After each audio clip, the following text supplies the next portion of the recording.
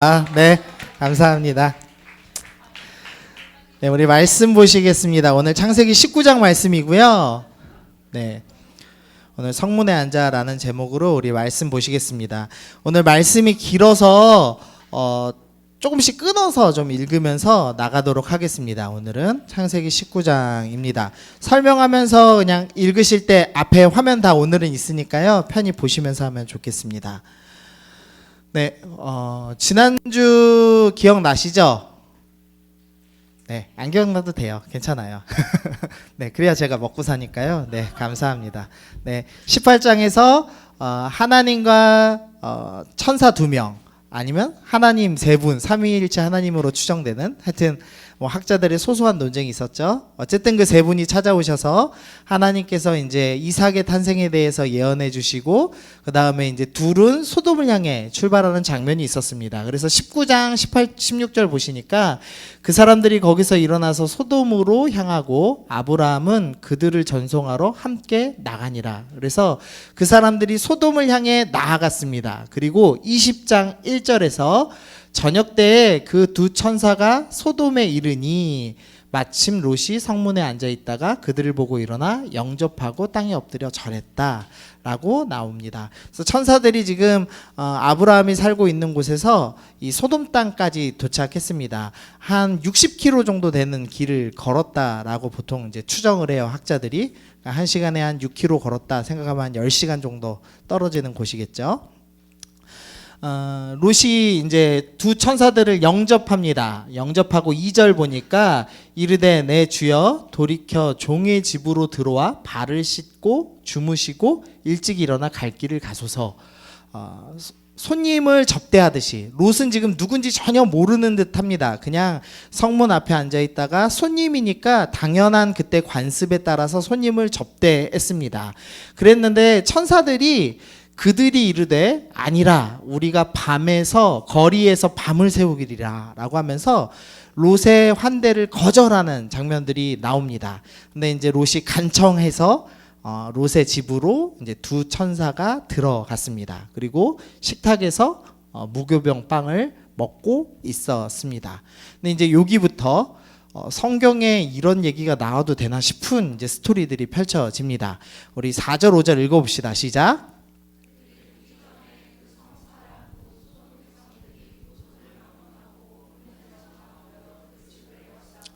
롯을 부르고 그에게 이르되 오늘 밤 내게 온 사람들이 어디 있느냐 이끌어내라 우리가 그들을 상관하리라.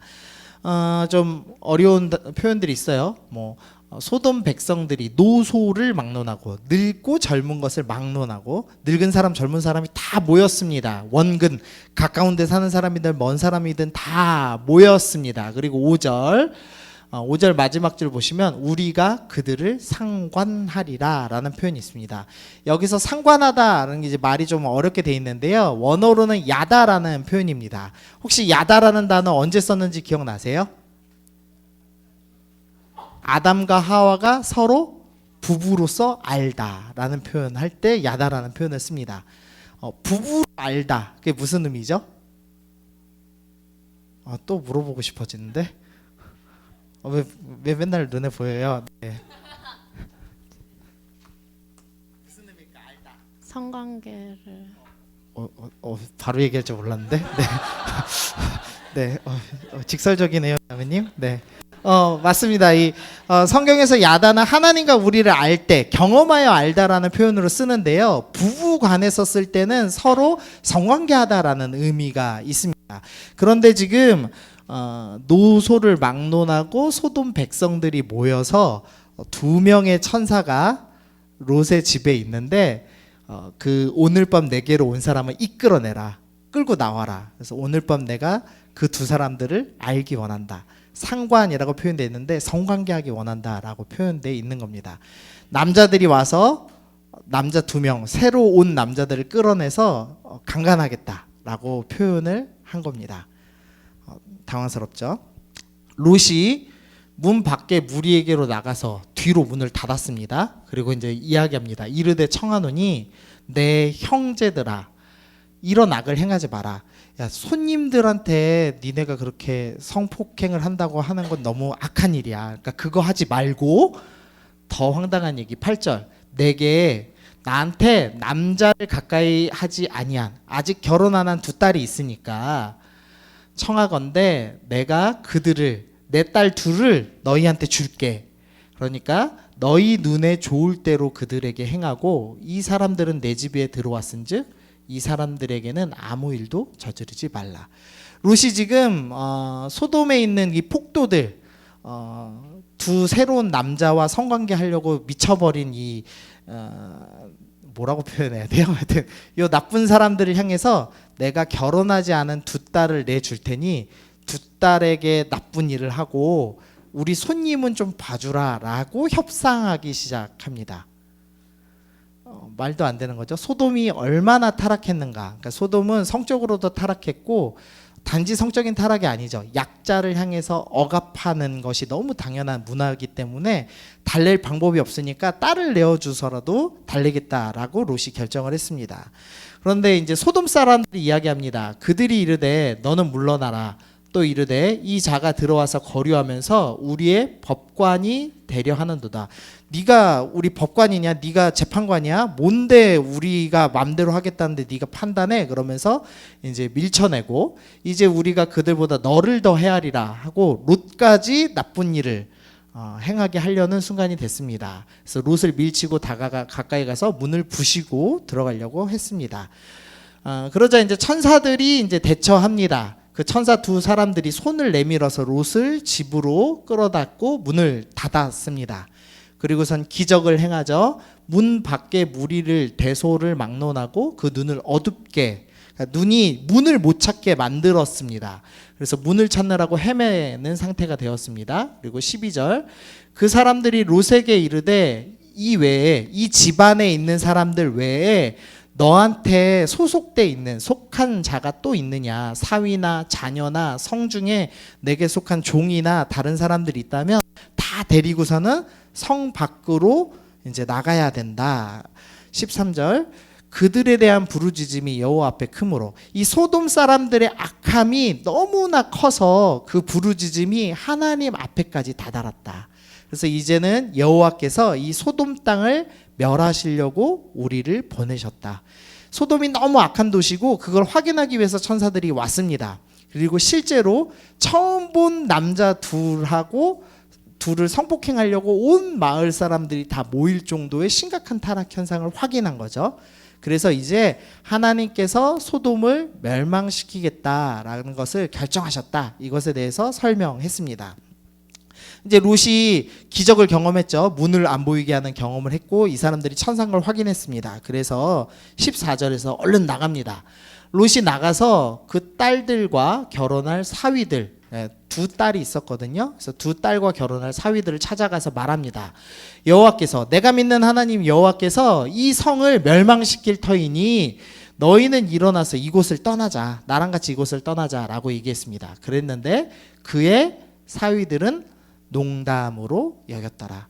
이게 장인될 사람이 좀 이거네, 예수 열심히 믿더니 이렇게 됐네 라고 얘기하면서 우스갯소리로, 농담으로 취급했습니다.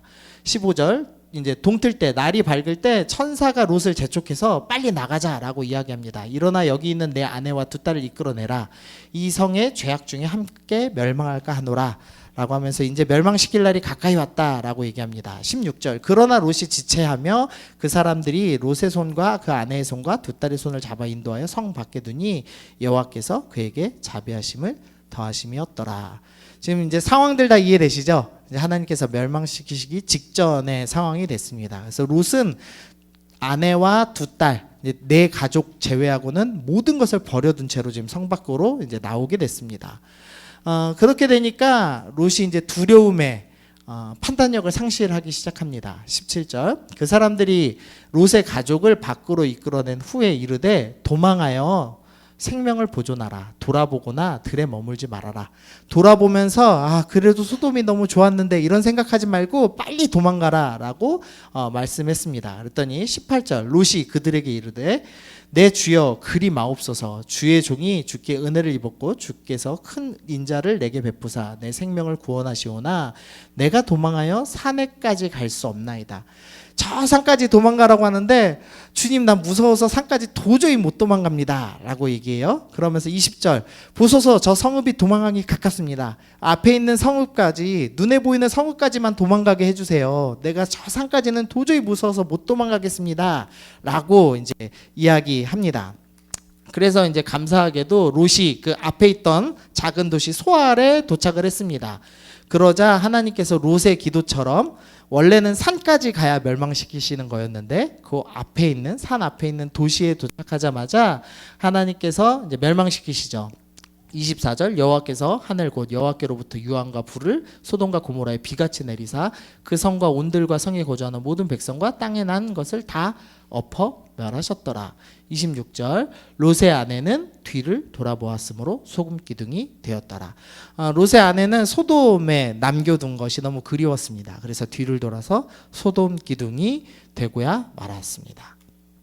자, 여기 넘어가고 자 30절 롯이 소알에 거주하기 두려워하여 두 딸과 함께 소알에서 나와 산에 올라가 거주하되 아까 처음에 천사가 어디로 도망가라고 그랬죠? 산으로 도망가라고 했습니다. 근데 산에까지 가는 게 너무 무서워서 그 중간에 있는 도시에서 머물고 싶어요 라고 기도했죠. 근데 막상 소돔이 멸망하는 모습을 보니까 너무 두려워서 천사들이 말한 산으로 다시 두 딸을 데리고 도망갔습니다. 마이크가 자꾸 끊기죠?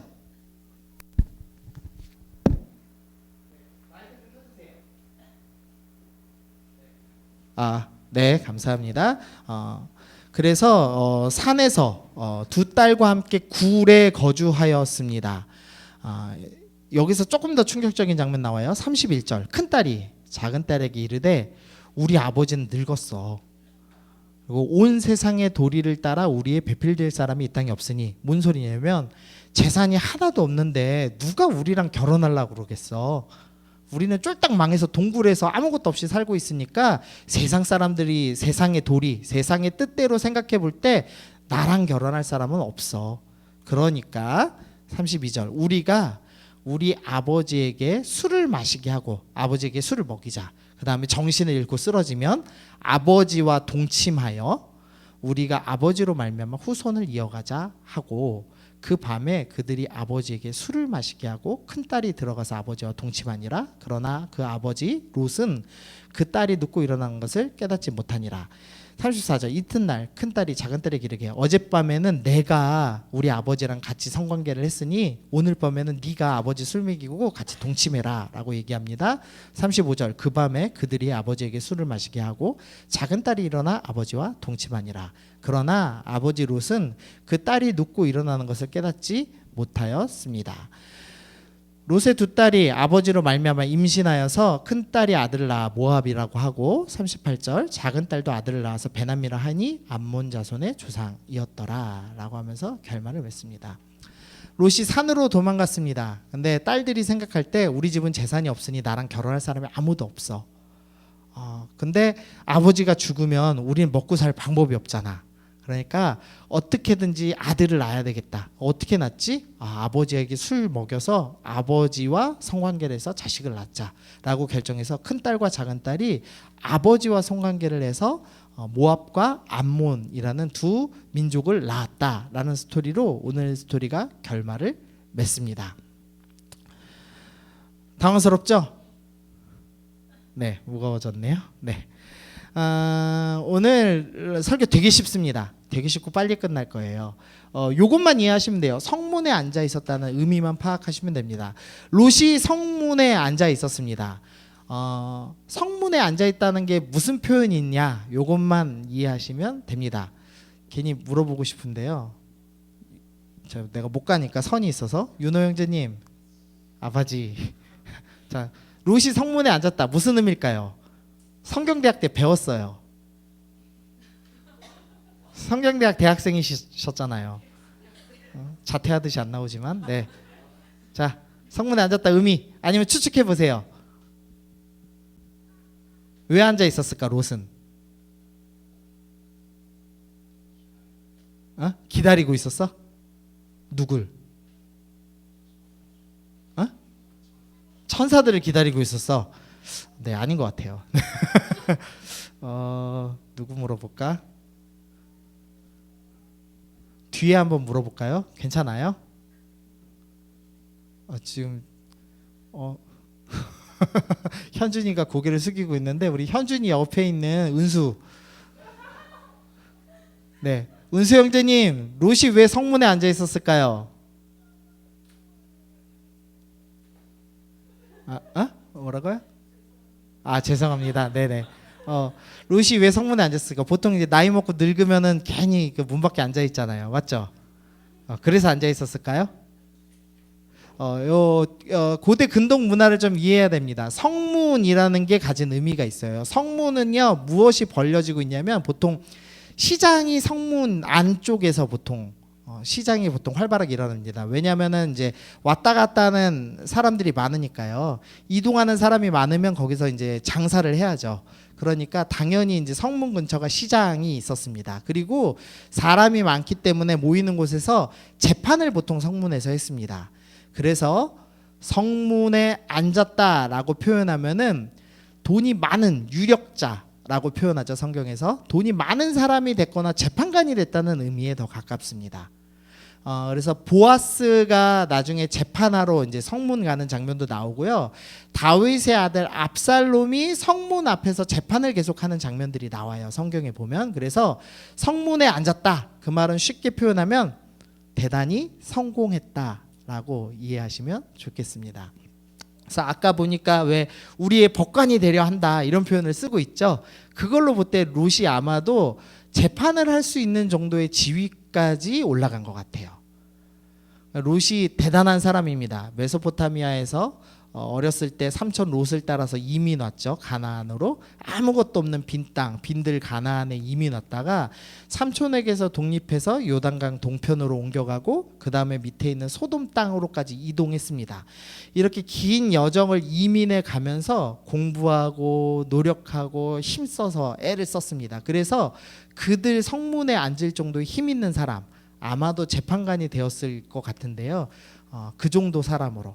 우리로 따지면 동남아에서 살던 사람이 이민 와서 우리나라 국적을 따고 법을 공부해서 사시에 패스하고 재판관이 되는 대단히 노력하고 대단히 성공한 사람. 롯이 성문에 앉았다라는 표현은 엄청 성공했습니다라는 표현이에요. 그런데 성공한 사람이 되게 영향력 없는 모습이 드러납니다. 9절, 14절 우리 좀 14절 읽어보시죠. 시작. 롯이 나가서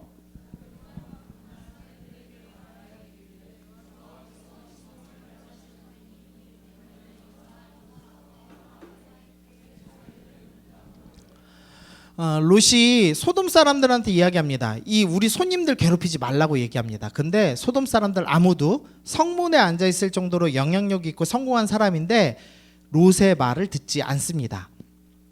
소돔 사람들만 듣지 않는 게 아니라 그 사위들도 롯의 말을 농담으로 여기고 듣지 않습니다.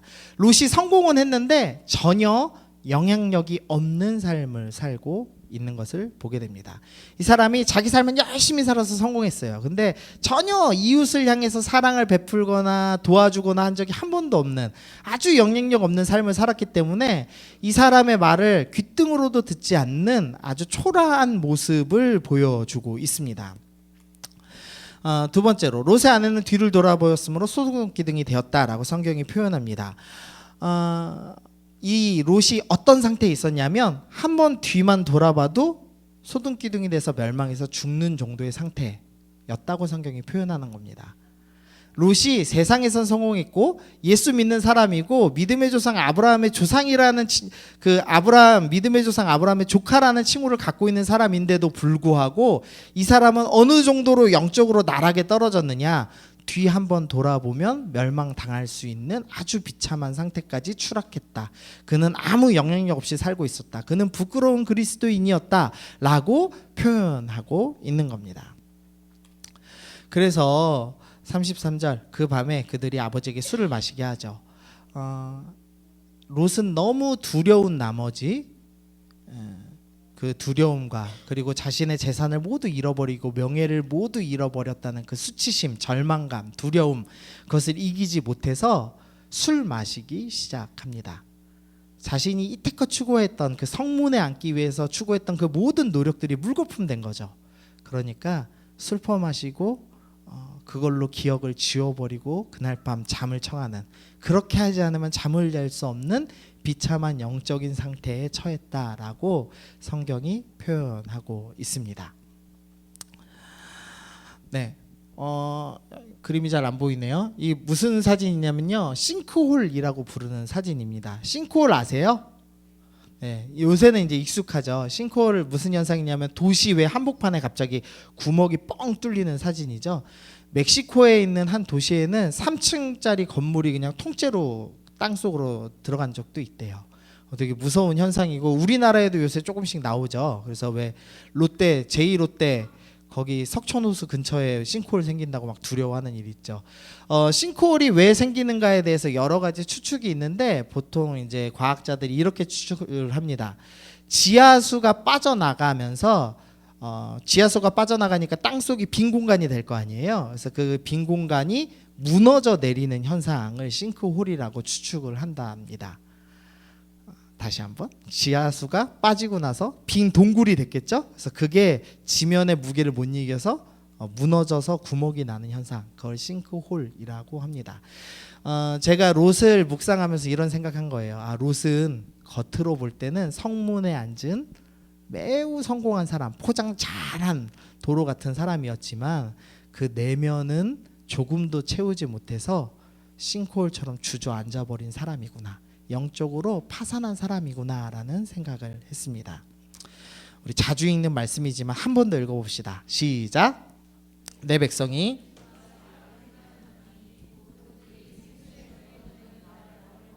스스로 웅덩이를 판 것인데 그것은 물을 가두지 못할 터진 웅덩이들이니라. 예레미야 선지자는 우리의 마음을 이렇게 표현하고 있어요. 터진 웅덩이라고 표현합니다. 생수의 근원이신 하나님께로 생명수를 마음껏 마시고 먹고 누리는 사람으로 살아야 되는데 우리 마음은 터진 웅덩이고 우리는 생수의 근원이신 하나님을 거부해서 물이 마르기 시작해서 결국 물이 완전히 말라지고 언젠가는 내 삶의 무게를 이기지 못해서 싱크홀을 만들고 주저앉을 수밖에 없는 사람이라고 우리를 표현하고 있습니다. 여러분은 지금 어떤 상태세요? 혹시 여러분이 안고 싶은 성문이 있으세요? 나는 요 목표까지 이루어야지, 성공해야지, 이런 거 있으세요? 내가 열심히 이 직업을 열심히 끝까지 따라가서 내가 사장이 돼야지, 내가 공부 열심히 해서 교수가 돼야지, 그런 여러 가지 목표가 있으세요? 롯은 그 목표를 이룬 사람이었습니다. 그러나 영적으로 생수의 근원이신 하나님께 전혀 생수를 공급하지 못한 상태가 되었고 그게 영적인 싱크홀, 영적 파산 상태를 만들었다라고 표현을 하고 있습니다.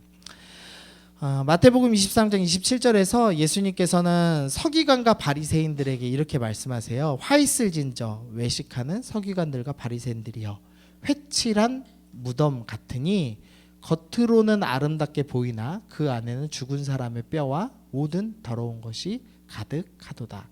당시 서기관과 바리새인은 세상적으로 보면 성공한 사람입니다. 율법학자라고도 불립니다. 당시 이제 신약 시대 때는 이 종교적인 법과 세상법이 동일했죠. 그러니까 서기관이 됐다라는 표현은 재판관이 됐고 법학자가 됐다라는 겁니다. 서울대 법대 교수가 됐다, 이런 표현인 겁니다. 그 서울대 법대 된 교수들을 향해서 예수님이 뭐라고 하시냐면 너희는 회칠한 무덤이다. 페인트 칠한 무덤이다라고 표현하는 겁니다. 너희가 겉으로 볼 때는 성공하고 겉으로 볼 때는 그럴싸해 보이지만 너희 마음속에는 온통 썩은 시체 냄새가 가득하고 썩은 것만 가득하고 죄악만 가득하고 너희 마음속에는 생수의 근원이신 하나님이 조금도 차 있지 않은 상태. 그래서 너희는 주저앉을 수밖에 없고 무너질 수밖에 없고 냄새가 날 수밖에 없고 그 썩은 가스가 언젠가는 너희 그 겉에 잘 칠해져 있는 그 페인트를 가르고 뿜어져 나오는 썩은 내 나는 존재가 될 것이다. 너희는 실패했고 망했고 영적으로 무너질 것이다 라고 주님께서 경고하시는 말씀으로 우리에게 주셨습니다. 롯은 정리하면요, 롯은 성분에 앉을 정도로 성공했어요. 그러나 멸망지천에 초라한 상태가 되었습니다. 영향력 없는 삶을 살았고요. 두려움을 극복하지 못하고 술에 취해서 중독 물질에 의지해서 일생을 마무리하는 부끄러운 인생을 살고 말았습니다. 여러분들 삶 가운데 혹시나 이렇게 겉은 열심히 치장하고 있는데 여러분 내면은 조금 더 가꾸고 있지 않다면, 여러분의 내면을 채우고 있지 않다면 여러분은 언젠가 롯과 같은 비참한 결말, 그저 두려워서 술을 의지해서, 남자를 의지해서, 여자를 의지해서, 내가 가진 그 초라한 지위, 나 교수야, 나 사장이야, 나 차 벤츠 끌어, 그런 물질로 밖에 자기를 드러낼 수 없는 되게 초라한 상태, 아무에게도 영향력을 미치지 못해서 자기 자식들조차도 아빠 인생은 실패했어, 돈은 많을지 모르지만, 성공했을지 모르지만, 지위는 있을지 모르지만 실패했어 라고 부르는 비참한 인생. 그래서 예수 믿는데도 불구하고 술 먹어야 하루를 잘 수 있는, 그 고통을 잊을 수 없는, 그 고통을 잊는 그런 비참한 인생을 살게 될 수도 있다라고 오늘 말씀이 여러분에게 권면합니다. 여러분 혹시 어떤 걸 추구하면서 살고 계세요? 여러분의 성문은 어디세요? 그 성문을 추구해서 여러분이 과연 내면을 채우고 행복한 삶을 살 수 있는가에 대해서 점검하셔야 된다라고 얘기합니다. 그리고 지금도 이미 내면이 망가져서 내면에 찬 게 하나도 없어서 너무 외롭고 힘들고 지쳐서 밤에 술을 마시지 않으면, 게임을 하지 않으면, 음란물을 보지 않으면 잘 수 없는 상태라면 여러분은 영적으로 파산한 상태다라고 성경은 경고합니다.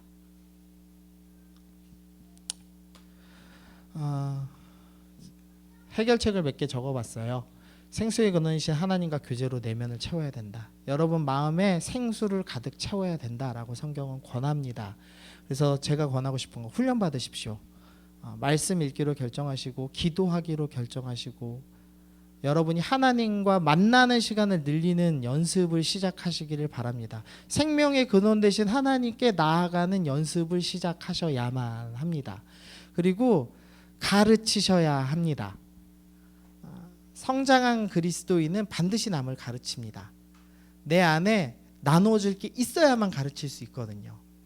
여러분 자꾸 내 안에 있는 것을 드러내시기를 연습하시기를 좀 권면드려요. 자꾸 옆에 사람과 내 지인과 나랑 나이 같은 동기들과 내가 내 삶에 있었던 어려움들 어떻게 신앙으로 극복하고 내 기도 제목이 무엇인지를 자꾸 나누시는 연습하시기를 바랍니다.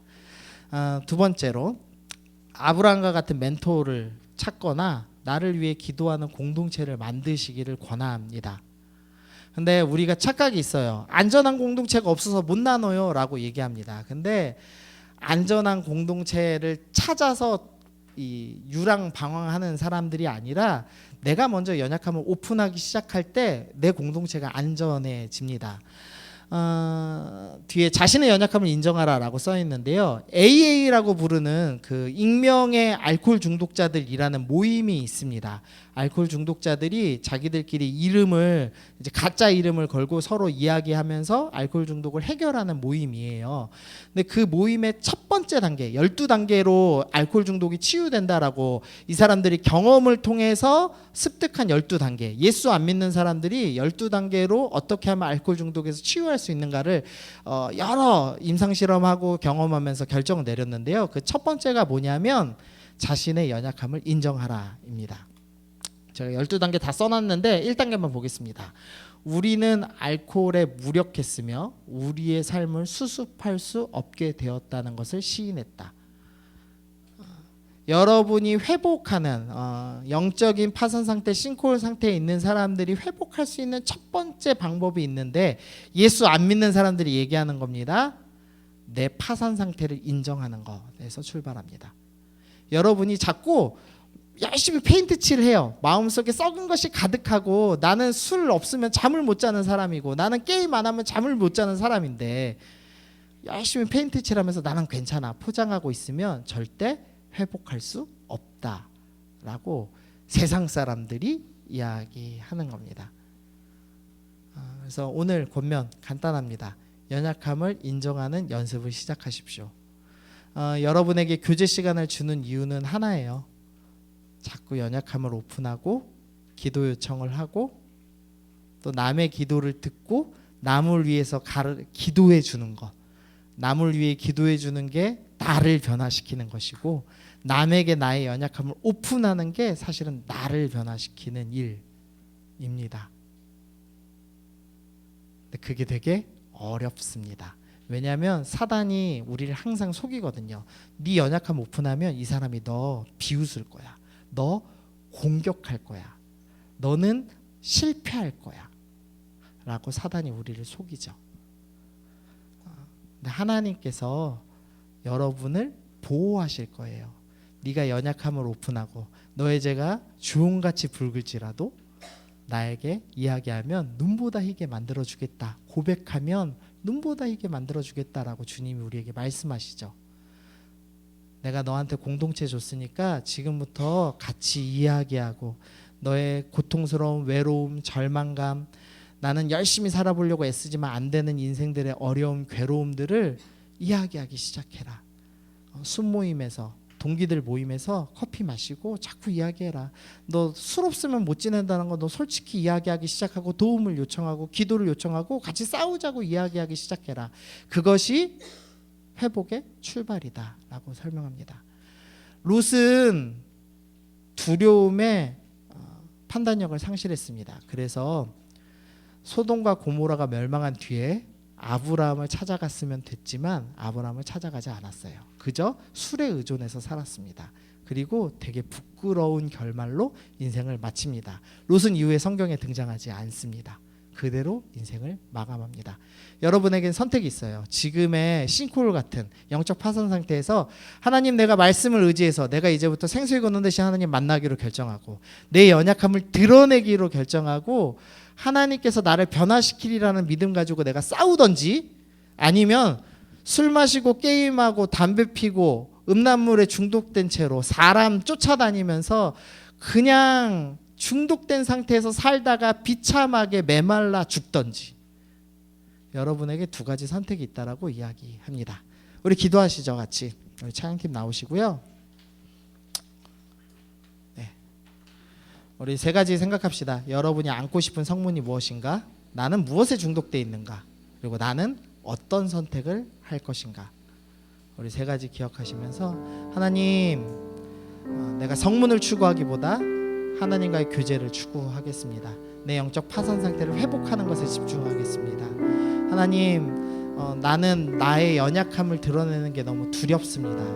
그러나 주님 오늘 나를 보호하시고 내가 나의 연약함을 오픈하기 시작할 때 나를 보호해줄 좋은 사람들을 만나게 해주세요. 선한 공동체에서 순모임에서 나누기 시작할 때 주님 새 일을 행해주세요. 주님 나는 회복이 필요한 사람입니다. 하나님의 도움 없이는 난 아무것도 할 수 없는 사람입니다. 우리 좀 그렇게 고백하시면서 우리 기도하면서 나갑시다. 우리 같이 기도합시다.